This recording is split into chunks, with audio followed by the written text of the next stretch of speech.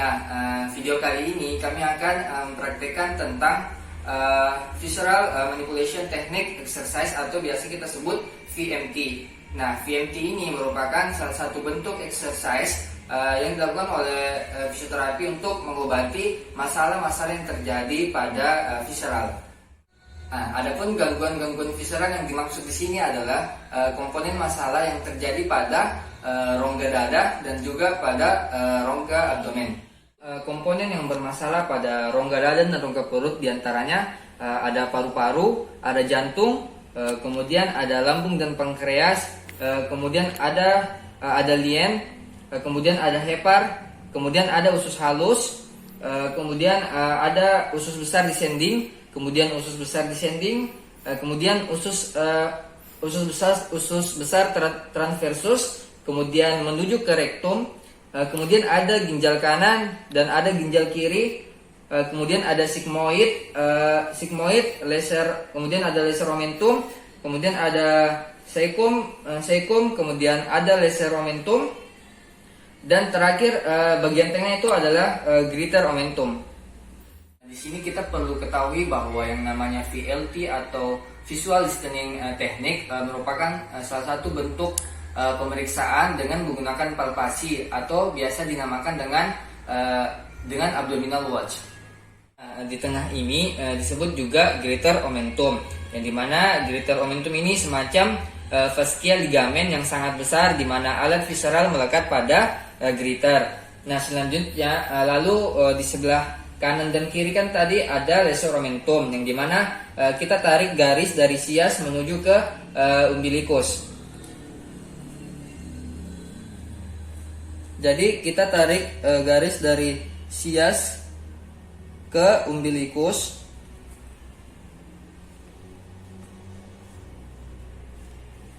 Nah, di sini yang di sebelah kanan laser omentum berkaitan dengan cecum, sedangkan yang di sebelah kiri laser omentum yang berkaitan dengan sigmoid. Nah, ketika ada masalah yang terkait dua hal ini, maka terjadilah masalah pada tungkai penderita, yang dimana kadang terasa berat, kebas, kesemutan, dan rasa tidak nyaman pada tungkai.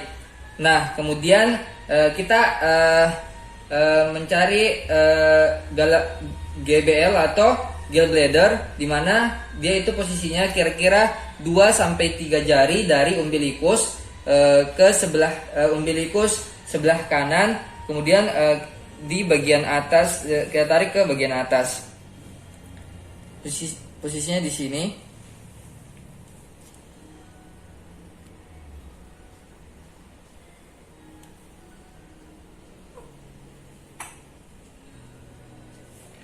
Nah, di situ posisi GBL.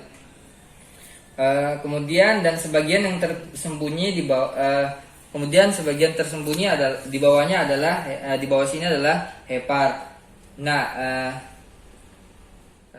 di sini tadi ada hepar, kemudian di tengah-tengah ini merupakan usus 12 jari, di mana dalam usus 12 jari ini di antara costa bertemu dengan ductus dari hepatikus, kemudian bertemu dengan ductus dari GBL atau gallbladder, kemudian bertemu juga dengan ductus lambung dan pankreas, yang dimana ductus itu sendiri adalah saluran. Nah, adapun video selanjutnya saya berikan ke teman saya. Masuk ke dalam sini, di bawah kosta kiri dan kanan ketemu dengan ductus dari hepatikus, ductus dari gallbladder, ductus saluran, ductus dari lambung, dan ductus dari pankreas bertemu di dalam duodenum. Duodenum atau usus 12 jari sangat penting karena mempertemukan 4 ductus yang sudah sebutkan tadi, yaitu dari ductus dari hepatikus, ductus dari gallbladder, ductus dari lambung, dan ductus dari pankreas. Sehingga semua fungsi dari keempat tadi itu masuk ke dalam ductus masuk ke dalam duodenum. Fungsi dari keempat alat tadi itu baik proses dan setelah itu hasilnya maupun termasuk sampah-sampahnya masuk ke duodenum atau usus 12 jari. Dari gaster atau lambung yang dikenal dengan asam lambung, lipase, amilase, dan ripsin. Asam lambung ini kalau diambil 1 tetes disentuhkan ke kulit, maka kulit akan terbakar. Tapi ketika asam lambung tersebut masuk di duodenum, dinetralisir sehingga dia tidak berbahaya terhadap usus. Nah, ketika ada gangguan lambung, maka keempat ini harus ditreat sedemikian rupa. Lalu selanjutnya adalah lanjut ke pankreas. Pankreas itu dibagi menjadi 3 bagian, yaitu bagian 1 yaitu adalah disebut dengan kaput, yang kedua ini disebut dengan corpus, dan yang ketiga ini disebut caudal atau ekor. Nah, kemudian masuk ke usus alus. Usus alus ini digambarkan seperti ini, ada atasannya. Kemudian ke bawah adalah rektum. Kemudian kita lihat di sini adalah ginjal, lalu kosta 11 12 di situ, yaitu digeser ya di atas itu, yaitu adalah ginjal kanan. Ginjal kanan ini terutama jika ada kolesterol. Kemudian setelah itu kebalikannya agak lebih tinggi, yaitu kosta 11 atau 12 ke atas dikit ini adalah ginjal kiri, terutama terkait dengan hipertensi.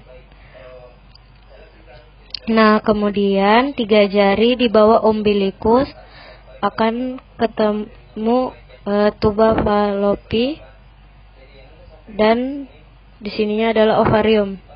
Di bawahnya pankreas sampai ke dalam, di bawahnya kosta akan ketemu dengan lambung. Dan di bawah dan di vertebra 9 10 11 di sini 9 itu kita tahu ketika di angulus inferior. Skapula kita tarik ke belakang, ketemu kosta 9 10 11 sampai agak ke bawah. Kita hampir bersentuhan dengan ginjal kiri, bersentuhan dengan pankreas, lambung, dan akan ketemu yang namanya lien. Lien itu besar fungsinya, memproduksi limfosit dan berfungsi juga untuk menyaring atau membersihkan pembuluh darah dan produk erit. Assalamualaikum warahmatullahi wabarakatuh. Perkenalkan, nama saya Andi Sambastikan Syam. Saya akan menjelaskan tentang abdominal watch. Sebelum itu, kita harus tahu bahwasanya abdominal watch ini dilakukan untuk menunjukkan organ-organ visceral menggunakan 5 jari. 5 jari-jari kita, di mana masing-masing jari ini akan menunjukkan organ-organ visceral yang berbeda dengan memutar jari. Letakkan tangan di atas perut pasien. Jari kelingking menunjukkan ginjal kanan. Jari manis menunjukkan hepar dan gallbladder. Jari tengah menunjukkan glitter omentum. Jari telunjuk menunjukkan lambung, pankreas, dan limfa. Jempol menunjukkan ginjal kiri. Kemudian digeser. Jari kelingking menunjukkan hepar dan gallbladder. Jari manis menunjukkan glitter omentum. Jari tengah menunjukkan lambung, pankreas, dan lien. Jari telunjuk menunjukkan ginjal kiri.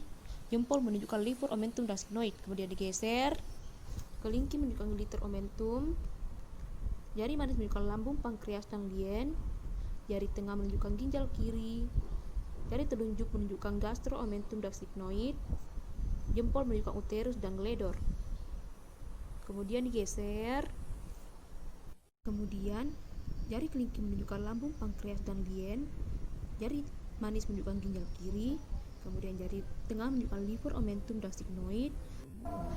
Jari telunjuk menunjukkan uterus dan gledor. Jempol menunjukkan laser, omentum, dan sekum. Selanjutnya digeser. Jari kelingking menunjukkan ginjal kiri. Jari manis menunjukkan liver, omentum, dan sigmoid. Jari tengah menunjukkan uterus dan gledor. Jari telunjuk menunjukkan liver, omentum, dan sekum. Nah, jari jempol menunjukkan ginjal kanan.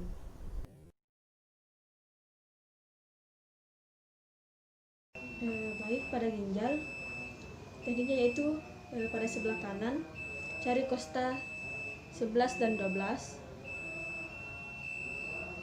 kemudian pegang dengan posisi kaki ditekuk, kemudian tarik ke bawah dan lakukan berulang 8 sampai 12 kali.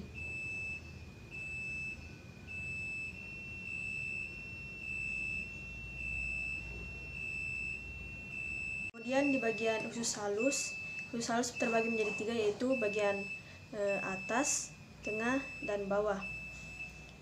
Untuk bagian atas itu duodenum, bagian tengah itu jejunum, dan bagian bawah itu ileum. Lakukan di setiap segmennya dengan hitungan 8 sampai 12 kali. Kemudian tarik, dekatkan sedikit, kemudian dorong.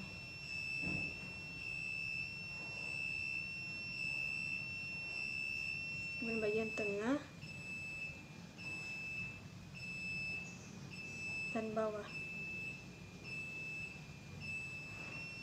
Kemudian teknik yang kedua, putar searah jarum jam dengan tangan kanan ke bawah dan tangan kiri ke atas.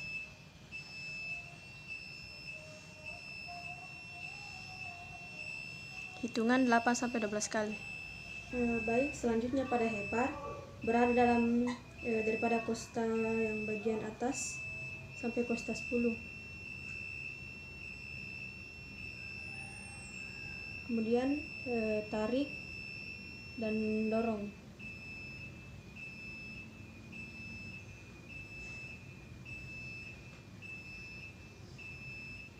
Ini untuk teknik pertama.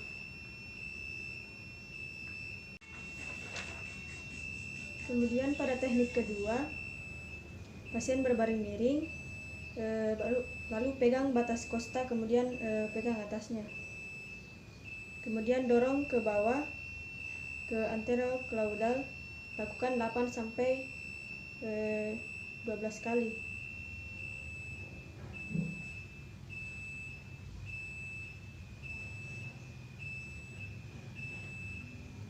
Kemudian untuk anterocranial, dorong ke atas 8 sampai 12 kali.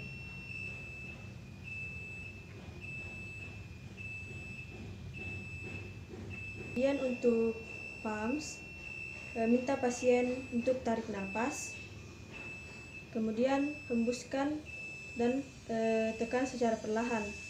Ditekan pada saat tarik nafas, kemudian dilepas pada saat nafas dihembuskan. Tarik, lepas, tarik, lepas, tarik, lepas. Dari umbilicus 3 jari ke uterus, kemudian tekan ke arah bawah di bagian uterus yang mau kita simulasi, dan tekan ke arah bawah dengan hitungan 8 sampai 12 kali.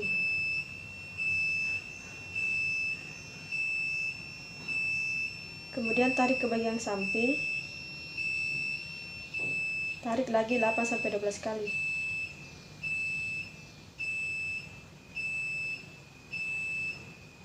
Kemudian ke sebelah kanan, tarik 8 sampai 12 kali.